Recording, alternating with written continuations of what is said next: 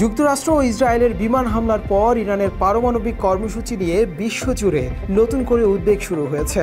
মার্কিন president Donald Trump দাবি করেছিলেন ইরানের নাতাঞ্জ, ফোর্দো এবং ইস্পাহান পারমাণবিক স্থাপনাগুলো সম্পূর্ণভাবে ধ্বংস করে দেওয়া হয়েছে। তিনি মনে করেন ইরান আর কখনো পারমাণবিক কর্মসূচি পুনর্গঠন করতে পারবে না, কিন্তু ইরান এই দাবিকে অনেকটা হাস্যকরভাবে উড়িয়ে দিয়েছে।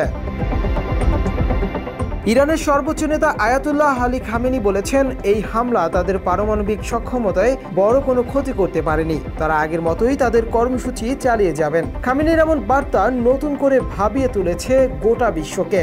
ইসরায়েলে পাল্টা হামলা চালানোর মধ্য দিয়ে যে সাহসিকতার পরিচয় ইরান দিয়েছে, তাতে ইরানের কোনো ছোট বার্তাকেও এখন ছোট করে দেখছে না বিশ্ববাসী।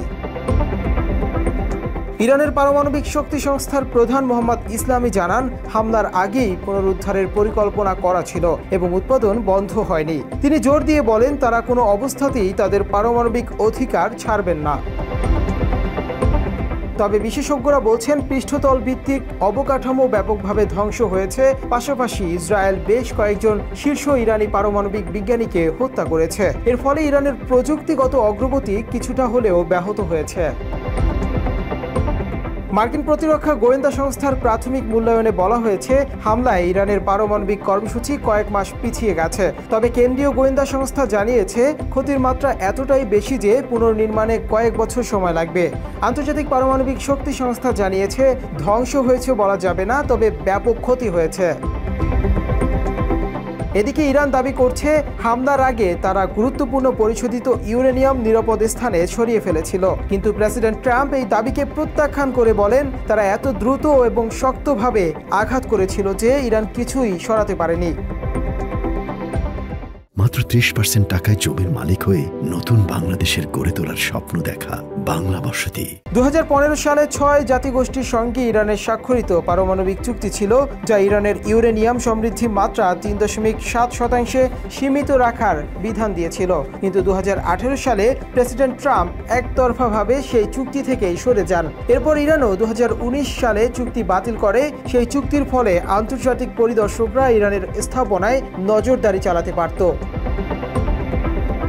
বর্তমানে ইরানের সংসদ একটি বিল পাশ করে জাতিসংঘের পারমাণবিক পর্যবেক্ষকদের কার্যক্রম স্থগিত করেছে।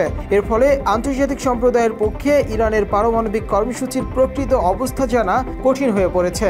IAEA জানিয়েছে, তাদের পরিদর্শক দল ইরানে প্রবেশের জন্য প্রস্তুত, কিন্তু তেহরান সরকার অনুমতি দিচ্ছে না।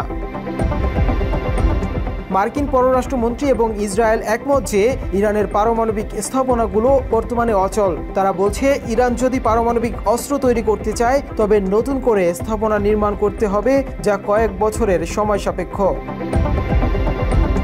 তবে ইরানের শীর্ষ নেতাদের দৃঢ় অবস্থান এবং হামলার পরও তাদের ঘোষণা স্পষ্ট, তারা কোনোভাবেই পারমাণবিক কর্মসূচি ছাড়তে রাজি নন। এদিকে প্রেসিডেন্ট ট্রাম্প আবারও হুমকি দিয়ে বলেছেন, ইরান যদি পারমাণবিক কর্মসূচি পুনরায় শুরু করে, তবে তারা আবারও হামলা করবেন, আর যদি তারা না করেন, তবে ইসরায়েল করবে। তিনি আরও বলেন, ইরানের তেল আছে, সম্পদ আছে, তারা এ থেকে উন্নতি করতে পারে। পারমাণবিক কর্মসূচির দিকে আর না যাওয়াই তাদের জন্য ভালো। বিশেষজ্ঞদের মতে, বর্তমান পরিস্থিতি অত্যন্ত উদ্বেগজনক। যদি কূটনৈতিক সমাধানের পথে না ফেরা যায়, তবে মধ্যপ্রাচ্যে আরও বড় সংঘাত অনিবার্য। মুনতাসির তাশরিফ, বাংলা এডিশন।